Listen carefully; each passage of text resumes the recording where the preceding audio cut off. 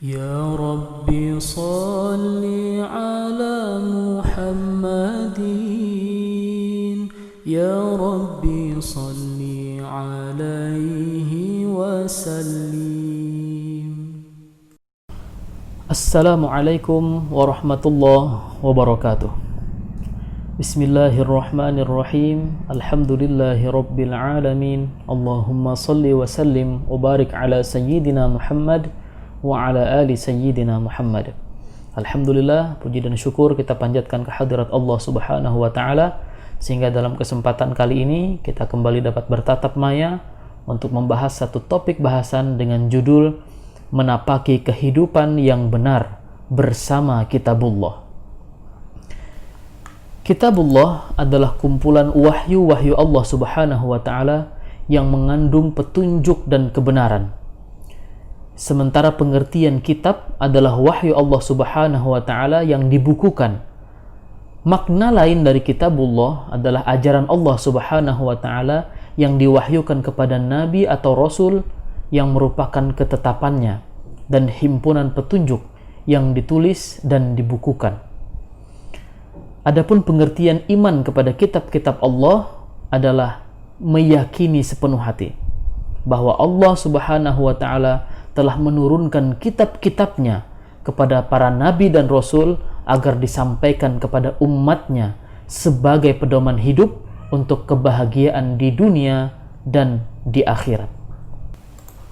Pada hakikatnya, mengimani Kitabullah mengandung 3 makna.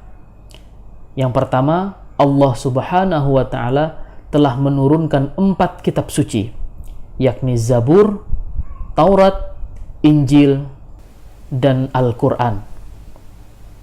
Yang kedua, makna dari mengimani Kitabullah adalah Al-Quran menjadi kitab suci yang diturunkan terakhir, yang membenarkan sebagian ajaran sekaligus korektor terhadap ajaran kitab-kitab suci sebelumnya. Dan yang ketiga, makna mengimani Kitabullah adalah Al-Quran menjadi kitab suci yang masih orisinil, terpelihara, utuh dan asli, tidak ada perubahan sedikit pun. Sebagai seorang muslim, beriman kepada kitab-kitab Allah telah menjadi rukun iman kita. Nah, untuk itu sekilas kita simak bagaimana kitab-kitab sebelum Al-Quran. Sebagaimana yang sudah kita ketahui, yang pertama ada kitab Zabur, ini menggunakan bahasa Kipti, diwahyukan kepada Nabi Daud alaihi salam. Isinya kitab Zabur adalah tentang doa, zikir, pengajaran, dan hikmah, dan diperuntukkan hanya untuk Bani Israel. Nabi Daud alaihi salam itu hidup di tanah Kanaan sekitar abad ke-10 sebelum Masehi. Yang kedua, yang wajib kita imani juga adalah kitab Taurat, menggunakan bahasa Ibrani yang diwahyukan kepada Nabi Musa alaihi salam. Isinya tentang petunjuk dan cahaya kebenaran serta kisah perjalanan Bani Israel dan kekejaman Fir'aun. Dan kitab Taurat khusus diperuntukkan kepada Bani Israel. Nabi Musa alaihi salam hidup di Mesir, di Madian dan Sinai sekitar abad ke-14 sebelum Masehi. Dan yang ketiga, kitab yang juga wajib kita imani sebagai seorang muslim adalah kitab Injil, menggunakan bahasa Suryani yang diwahyukan kepada Nabi Isa alaihi salam. Isinya tentang petunjuk dan penerangan, dan diperuntukkan juga hanya kepada Bani Israel saja. Nabi Isa alaihi salatu wassalam hidup di tanah Kanaan sekitar abad ke-1 sebelum Masehi. Demikianlah sekilas kitab-kitab yang diturunkan sebelum Al-Quran. Kemudian kita membahas kemuliaan Al-Quran. Allah Subhanahu wa taala berfirman di dalam Al-Quran surah Al-Isra ayat 9. A'udzu billahi minasy syaithanir rajim. Bismillahirrahmanirrahim. Inna hadzal Qur'ana yahdi lil بالتي هي أقوم ويبشر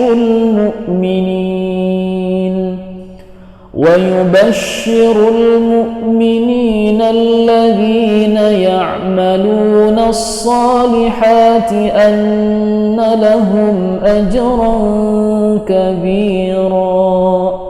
Yang artinya, sesungguhnya Al-Quran ini memberikan petunjuk kepada jalan yang paling lurus dan memberi kabar gembira kepada orang-orang yang beriman yang mengerjakan amal soleh, bahwa bagi mereka ada pahala yang besar. Semua orang tentu ingin sukses dan berhasil, tapi tidak semua orang berhasil menggapainya. Disebabkan apa? Disebabkan ia tidak menempuh jalan-jalan yang sudah dibentangkan oleh Allah Subhanahu wa Ta'ala.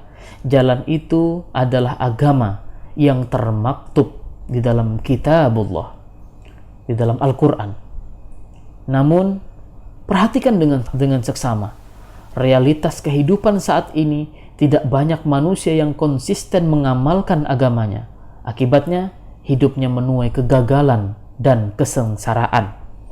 Sebaliknya, keberhasilan dan kesuksesan akan diraihnya asalkan menempuh jalan yang benar, melewati jalan kesungguhan dan cara-cara yang benar sesuai dengan apa yang diajarkan di dalam Al-Quran. Namun, harus menjadi kesadaran bersama, semakin sulit jalan yang dilalui, semakin besar kesuksesan yang diraih. Itu hukum sunnatullah yang harus kita ikuti. Meskipun jalan-jalan itu ada yang rinci dan ada pula yang masih umum, semua itu sudah dibentangkan Allah Subhanahu wa Ta'ala melalui Al-Quran untuk dijadikan petunjuk dalam mengarungi setiap roda kehidupan. Al-Quran kita akan tinjau dari aspek secara bahasa, dia merupakan bacaan.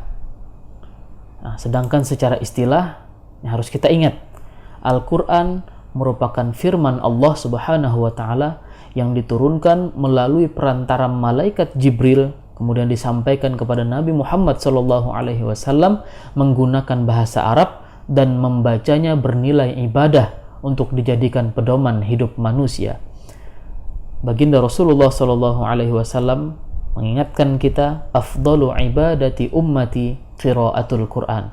Sepaling utama ibadah bagi umatku adalah membaca Al-Quran. Kemudian dalam hadis yang lain, khairukum man ta'allamal Quran wa 'allamahu. Sebaik-baik kalian adalah yang belajar Al-Quran dan mengajarkannya. Selanjutnya, di dalam Al-Quran terdapat tujuan pokok yang menjadi topik inti dari diturunkannya Al-Quran. Yang pertama, Al-Quran menjelaskan, memberikan pedoman tentang akidah, tentang keyakinan, tentang keimanan, yakni rukun iman yang 6. Beriman kepada Allah, beriman kepada malaikat-malaikat Allah, beriman kepada kitab-kitab Allah, kemudian beriman kepada Rasul-Rasul Allah, beriman kepada hari akhir, dan beriman kepada qada dan qadar, segala ketetapan dan ketentuan Allah Subhanahu wa Ta'ala. Yang berikutnya, tujuan pokok diturunkannya Al-Quran adalah tentang syariat, mengenai hukum-hukum yang harus diikuti manusia dalam hubungannya dengan Allah, hubungan dengan sesama, dan dengan dirinya sendiri, serta dengan alam sekitar, yang dikenal dengan 5 rukun Islam. Kemudian yang ketiga adalah Al-Quran diturunkan memiliki tujuan pokok, yakni mengenalkan norma-norma akhlak, norma-norma sikap perilaku yang harus diikuti oleh manusia dalam lingkup pribadi dan bermasyarakat, agar hidup manusia serasi, harmonis, damai, dan sejahtera yang diwujudkan dalam bentuk gotong royong, memegang teguh amanah, menegakkan kebenaran dan keadilan, serta menjadi pribadi-pribadi yang bertanggung jawab. Nah, 3 tujuan pokok inilah yang melandasi diturunkannya Al-Quran sebagai pedoman hidup manusia. Nah, selanjutnya, bagaimana kedudukan Al-Quran di tengah-tengah kita. Yang pertama, Al-Quran merupakan wahyu Allah Subhanahu wa Ta'ala. Yang kedua, Al-Quran merupakan mu'jizat bagi Nabi Muhammad sallallahu alaihi wasallam. Yang ketiga, Al-Quran merupakan pedoman hidup setiap muslim. Dan yang keempat, Al-Quran sebagai penyempurna kitab-kitab sebelumnya, kitab-kitab terdahulu. Dan keempat hal ini mudah-mudahan dapat selalu kita ingat dan kita pegangi dalam kehidupan kita di dunia ini. Nah, selanjutnya setelah kita memahami makna Al-Quran, kita mengetahui tujuan pokok diturunkannya Al-Quran dan juga bagaimana kedudukan Al-Quran, maka pertanyaan yang paling penting adalah bagaimana wujud cinta kita kepada Al-Quran. Apa yang harus kita implementasikan di dalam diri kita sebagai wujud kecintaan kita kepada Al-Quran. Yang pertama, hendaknya kita meyakini seluruh aspek yang tertera dalam Al-Quran merupakan kebenaran yang harus kita jadikan pedoman di dalam kehidupan kita. Yang kedua, hendaknya sebagai wujud cinta kita kepada Al-Quran, hendaknya kita mematuhi segala perintah dan larangan-larangan Allah Subhanahu wa Ta'ala. Dan yang ketiga, hendaknya kita selalu melakukan muhasabah, berintrospeksi diri. Misalnya setelah kita membaca satu atau beberapa ayat dari Al-Quran, kita ukur diri kita, sudahkah kita mengamalkannya atau kita masih belum mengamalkannya. Apakah kita sudah melaksanakan isi kandungan ayat-ayat tersebut atau kita masih mengabaikan tuntunan-tuntunan yang terdapat di dalam Al-Quran. Nah, tiga hal ini merupakan perwujudan cinta kita kepada Al-Quran.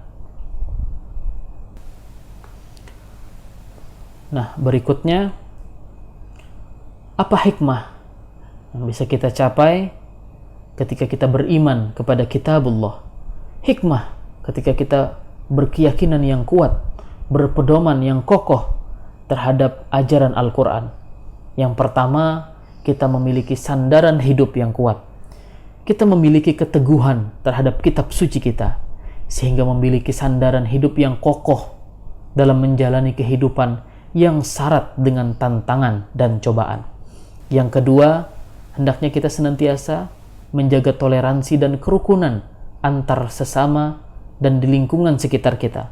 Yang berikutnya adalah hikmah beriman kepada kitab Allah akan menjadikan kita menjadi pelopor hidup yang damai, menenteramkan dan menyenangkan di tengah keragaman agama di Indonesia dan dunia. Yang keempat, hikmah kita beriman kepada kitab Allah, kita akan menjadi orang yang tidak memaksakan pola pikir sendiri, dalam artian tidak egois, agar terhindar dari suasana yang saling curiga, saling membenci, dan saling mencaci. Yang berikutnya, yang terakhir adalah kita akan senantiasa menjaga nilai-nilai kebaikan. Kita akan menjadi orang yang bersemangat meningkatkan kerja bersama antara pemeluk yang berbeda agama sebagai bagian dari pengamalan nilai-nilai Kitabullah, sehingga tatanan masyarakat tumbuh dan berkembang secara baik dan selalu rukun. Mudah-mudahan video yang singkat ini bisa memberikan nilai yang positif dalam kehidupan kita sehari-hari. Wallahul muwafiq ila aqwamit thoriq. Assalamualaikum warahmatullahi wabarakatuh.